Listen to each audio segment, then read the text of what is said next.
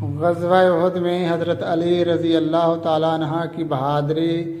غزوہ احد میں لڑائی کے انگارے برس رہے تھے۔ مشرکین بہادروں کی تلواروں کی زد میں آ کر ادھر ادھر بکھر رہے تھے اور موت سروں پر منڈلا رہی تھی۔ اتنے میں حضرت علی رضی اللہ تعالیٰ عنہ مسلمانوں کے علمبردار ہوئے تو مشرکین کے علمبردار ابو سعد بن ابی طلحہ نے ان کو دیکھا اور اپنے گھوڑے کو دوڑاتا ہوا میدان جنگ کے بیچ میں پہنچا جہاں گردنیں اڑ رہی تھیں اور فخریہ انداز میں کہنے لگا، کیا کوئی مرد میدان ہے؟ کسی نے جواب نہیں دیا۔ اس نے غرور و تکبر کے لہجے میں پکارا، کیا تم یہ نہیں کہتے کہ تمہارے مقتول جنت میں جائیں گے اور ہمارے مقتول دوزخ میں جائیں گے؟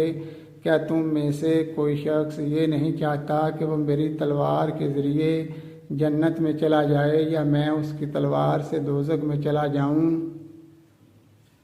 حضرت علی رضی اللہ تعالیٰ عنہ نے اس مشرک ابو سعد بن ابی طلحہ کی پکار کا جواب دیتے ہوئے کہا، اس ذات کی قسم ہے جس کے قبضہ میں میری جان ہے، میں اس وقت تک تجھ سے جدا نہیں ہوں گا جب تک کہ تو مجھے اپنی تلوار سے جنت میں نہ پہنچا دے یا میں تجھے اپنی تلوار سے جہنم رسید نہ کر دوں۔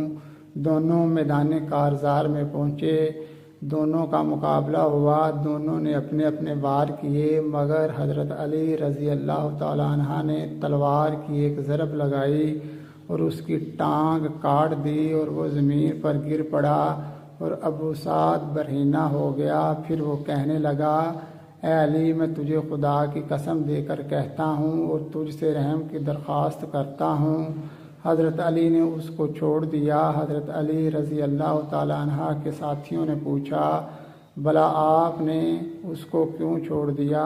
اس کا کام ہی تمام کر دیتے۔ حضرت علی نے ان کو جواب دیا کہ میرے سامنے اس کا سطر کھل گیا تھا اور اس نے مجھ سے رحم کی اپیل بھی کی تھی۔